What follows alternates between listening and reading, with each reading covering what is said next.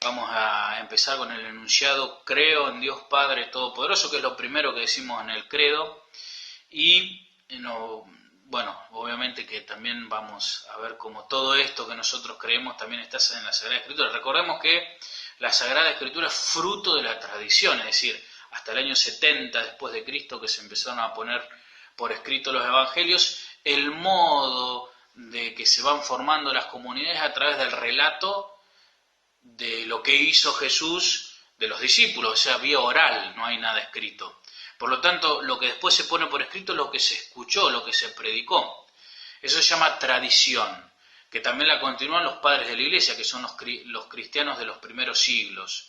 Y esos padres de la Iglesia nos van enseñando también cómo interpretar la Sagrada Escritura, porque muchos de ellos fueron discípulos directos de los discípulos. Por lo tanto, entienden mejor que nosotros qué era lo que los discípulos transmitían vía oral. Acuérdense que San Juan nos dice que hay otras muchas cosas en el Evangelio, ¿no? Hay otras muchas cosas que Jesús hizo que no alcanzarían las bibliotecas para contener todo lo que hizo. Es decir, que lo que está en la Sagrada Escritura es lo esencial. Hay otras cosas que se llama tradición, que Jesús lo ha hecho y que tienen que ver con el modo que nosotros interpretamos la vida de Jesús. Las tres patas de la revelación: Sagrada Escritura, Magisterio y Revelación. Es lo que vamos a ver, y tradición. Lo que vamos a ver nosotros ahora. Desde la perspectiva de la Sagrada Escritura, recuerden que les mandé un archivito donde está todos los grandes enunciados del credo ahí contenidos en la Sagrada Escritura. Vamos a empezar entonces. La primera parte es creer, creo. Recuerden que la fe no es simplemente un sentimiento. Creer, nos dice San Pablo en la Sagrada Escritura, es la certeza de lo que no se ve. Certeza es decir, no hay duda, es algo que yo tengo plena convicción de que es así, y es de aquello que no se ve. En la Sagrada Escritura la vista implica la totalidad de todos los sentidos del ser humano, ¿sí? Recuerden, dice, si tu ojo está enfermo, todo tu ser está enfermo, dice el Señor. Entonces la visión es como la síntesis de todos los sentidos. Es como si San Pablo diría: la fe es la certeza de lo que no se ve, lo que no se escucha, lo que no se mira, lo que no se huele, lo que no se gusta, lo que no se toca. Es caminar en tiendas. La fe es una convicción, es un don por un lado que Dios regala, por eso tenemos que pedirlo en la oración, y por otro lado también es trabajo, es tarea, es la capacidad que nosotros tenemos de ir creciendo y edificando nuestra fe, haciéndola crecer. ¿A través de qué? A través de leer la Sagrada Escritura, de saber qué es lo que la Iglesia enseña en su magisterio y cómo vivieron los cristianos del primer siglo la fe. A través de la misa, a través de la oración, a través de la confesión, mi fe crece. Por ejemplo, algo hermoso para ir haciendo crecer nuestra fe es cómo los santos vivieron la fe. Nos enseñan también, son santos, nos enseñan a cómo vivenciar nuestra fe en el medio de distintos ambientes. Entonces, la lectura de los santos, de la vida de los santos, nos hace bien porque es la vida de la fe encarnada. Entonces, ¿creer qué es? Bueno, creer es un don, algo que Dios regala, es la fe, es la posibilidad de no ver. Por eso a veces nosotros necesitamos algún signo, necesitamos algún milagro. Bueno, eso significa nuestra fe poca.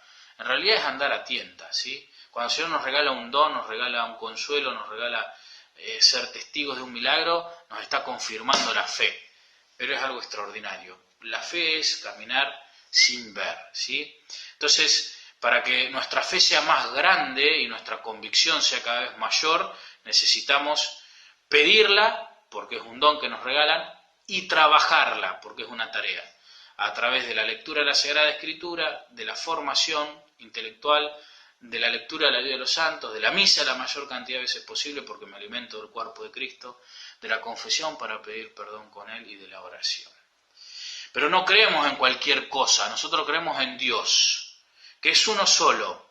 No son muchos dioses, es uno solo. Nosotros somos monoteístas. Mono significa uno, teísta significa Dios. Es decir, creemos en un solo Dios, en un Dios que es trinitario. O sea, creemos en un Dios que es Padre, Hijo y Espíritu Santo. Y eso, bueno, puede presentar alguna discusión, alguna malinterpretación. Si vamos al libro del Deuteronomio, en el capítulo 6, versículo 4, nos dice esto: escuche Israel, el mandato de Dios. el Señor nuestro Dios es solamente uno. Es uno. Nuestro Dios es uno. ¿Sí? Si vamos al Evangelio, por ejemplo, de Marcos, en el capítulo 12, versículo 29, casi al final, ¿sí? 12, 29, en la parábola de los viñadores, luego de la parábola de los viñadores, dice esto el Señor. Jesús respondió: el más importante es, escuche Israel, el Señor nuestro Dios es solamente uno. Jesús cita al Deuteronomio cuando le preguntan cuál es el mandamiento más importante. ¿En qué Dios cree Jesús? En un Dios único. ¿En qué Dios creemos nosotros? En Dios único. Pero que se ha revelado trinitariamente, es decir, es una sola naturaleza divina, Dios es uno, pero en tres personas, Padre, Hijo y Espíritu Santo. Es como, esto es una mano, pero tiene 5 dedos, no decimos que son 5 manos, es una sola mano formada por 5 dedos. El ser humano es uno formado por varios miembros, no decimos allá va un brazo, o van 2 brazos, no, allá va un hombre, ¿sí? Entonces es un misterio difícil de comprender, pero en la realidad nosotros encontramos muchas situaciones parecidas a nuestro Dios. Algo que es uno, pero que está compuesto por 3, por 4, por 2, por varios, ¿sí? Entonces la silla es la silla, pero tiene un respaldar, tiene un lugar donde sentarse, tiene 4 patas, ¿sí? Entonces Dios es uno, pero trino. Padre, Hijo y Espíritu Santo. ¿Dónde se revela eso? Bueno, en el Antiguo Testamento se revela en un montón de dimensiones, sobre todo también en el Génesis, ¿sí? Pero nosotros sabemos de que Dios es Padre, Hijo y Espíritu Santo. Es un Dios en 3 personas. Si vamos al libro de Mateo, en la Sagrada Escritura, Mateo capítulo 28, Mateo el Evangelio más largo, capítulo 28, versículo 19, ahí vamos a encontrar el mandato de Jesús a sus discípulos, que les dice lo siguiente. Jesús se acercó y les habló. Y les dijo, hagan discípulos, ¿sí? Vayan, yo les doy plena autoridad en el cielo y en la tierra. Vayan y hagan discípulos entre todos los pueblos, bautizándolos, consagrándolos al Padre, al Hijo y al Espíritu Santo. Está la Trinidad ahí. Padre, Hijo y Espíritu Santo, ¿sí? Un Dios, 3 personas. Jesús manda a bautizar en nombre de la Trinidad. ¿Por qué? Porque Dios es solamente uno, lo dijo, lo acabamos de ver en la Escritura, pero es uno en 3 personas. ¿Son 3 dioses? No. ¿Es un Dios con una sola persona? No. Es una naturaleza divina, como nosotros podemos decir, la naturaleza humana es una, pero hay muchos hombres que la componen, ¿sí? Hay muchas personas que componen la naturaleza humana. Es una naturaleza divina compuesta por 3 personas, Padre, Hijo y Espíritu Santo. Bien, esa es la Trinidad que tantas veces lo hemos dicho. Pero no creemos solamente en un Dios que es uno, sino que es Padre. Y eso también Jesús lo ha revelado en infinidad de partes. Por ejemplo, cuando nos enseña a rezar en el Padre Nuestro, ¿sí? Nos dice que Él es su Padre y que Dios también es nuestro Padre. La paternidad de Dios no es como la paternidad humana, es distinta. Él es Dios. Es un Padre que nos ama profundamente, que no nos abandona. ¿Dónde se expresa mejor el amor de Padre de Dios? En mandar a su Hijo para rescate nuestro. Por lo tanto, Dios es nuestro Padre, requiere nuestro respeto, pero sobre todo también requiere nuestra cercanía. ¿Cómo afectivamente nos vamos relacionando como hijos con Dios? A partir de la oración, a partir del alimento con su Hijo en la Santa Misa y a través del cumplimiento de los 10 mandamientos, ¿no? Nos comportamos como hijos cuando cumplimos la voluntad de Dios, cuando cumplimos su voluntad. ¿Por qué tenemos que cumplir la voluntad de Dios? Porque no hay nadie, absolutamente nadie, que nos conozca mejor que Dios. Él sabe qué es lo mejor para nosotros. Por lo tanto, ¿cuándo somos más hijos? Cuando más cumplimos la voluntad de Dios. ¿Dónde se expresa la voluntad de Dios? En la Sagrada Escritura, en lo que la Iglesia enseña y en la tradición. Por lo tanto, un precepto de la Iglesia es venir los domingos a misa. Tengo que venir a misa. La Iglesia nos aconseja comulgar la mayor cantidad de veces posible. Tengo que comulgar la mayor cantidad de veces posible. Venir a misa diaria si es posible. recibir la comunión, confesarme cada 15 días. Pero no tengo pecado, siempre algo hay. ¿Sí? Mientras más nos confesamos, mayor conciencia delicada tenemos y mayor capacidad de cuidar a los otros tenemos. Este Dios que es Padre, que nos manda a su Hijo, que nos perdona, ¿sí? La paternidad da para hablar mucho, nos crea, ¿sí? A través de esa paternidad. Pero que es un Dios todopoderoso. Y ahí viene un tema, ¿sí? Sabemos que Dios es todopoderoso. Vamos al Génesis, nosotros ahí nomás enseguidita en el primer libro de la Sagrada Escritura encontramos en el capítulo 49...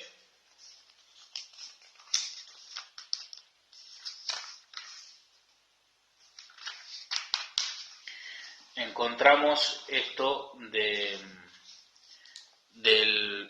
que Dios es todopoderoso. 49, capítulo 49, versículo 24. Isaacar es un asno robusto,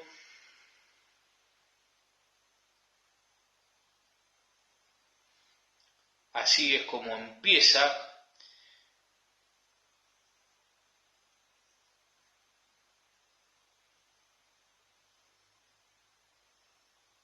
Ahí está.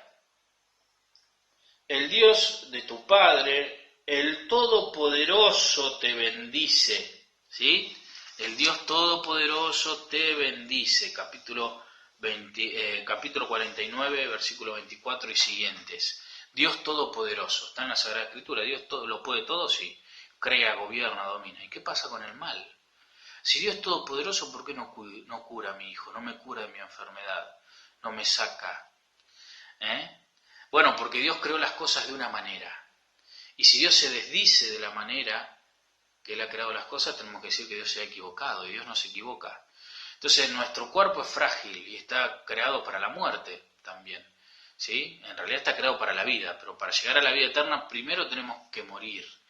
Y esa muerte implica que nuestro cuerpo es precario, es finito, es limitado, entonces va a tener enfermedades, va a tener dolencias. Y muchas de nuestras cuestiones de nuestra enfermedad también tienen que ver con nuestro modo de vida, con nuestras decisiones. Dios a veces interviene extraordinariamente ese orden natural que ha construido, con el que ha creado las cosas, para no decirse, y se produce un milagro, que es una ruptura de las leyes naturales. Pero lo natural es que nosotros tengamos dolores, angustias. ¿Y cómo puede ser que muera un niño? Y bueno, somos creados para la eternidad.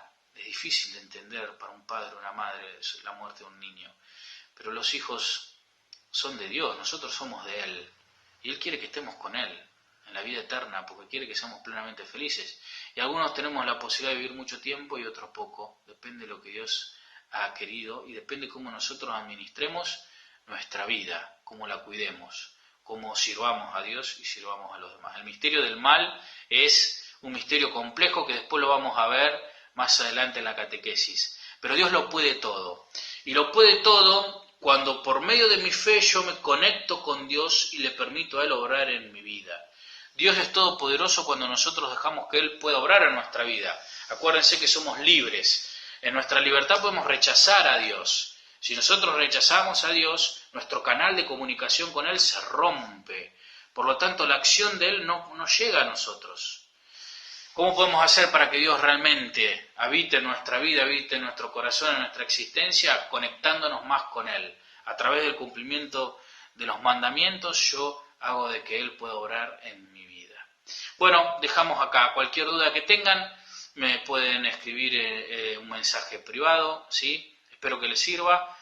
Mañana continuamos con esta catequesis para los catequistas. Cualquier duda que tengan, recuerden que esto está sacado del Catecismo de la Iglesia Católica en los primeros capítulos.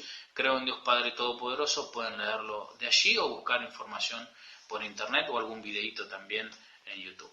Bueno, que el Señor los bendiga, nos veremos pronto.